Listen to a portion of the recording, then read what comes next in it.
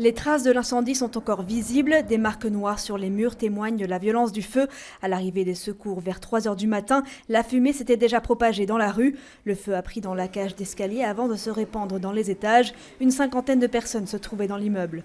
Le bilan est évidemment extrêmement lourd avec 2 personnes décédées, 8 personnes qui ont été amenées à l'hôpital, dont 2 dans un état grave. Les victimes ont été identifiées. Il y a des contacts qui ont lieu avec la famille. 4 personnes ont été retrouvées inconscientes dans un appartement du 3e étage.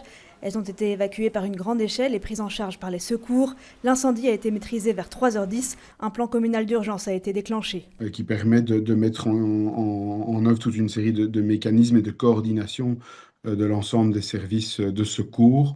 On a ouvert l'hôtel communal pour accueillir 24 personnes qui étaient sans solution et donc qui ont pu être hébergées une partie de la nuit à l'hôtel communal. Et puis on a redirigé ces personnes vers un comité, une maison de quartier, et on évalue encore dans les heures qui viennent la prise en charge qui doit être définis par rapport à leurs besoins.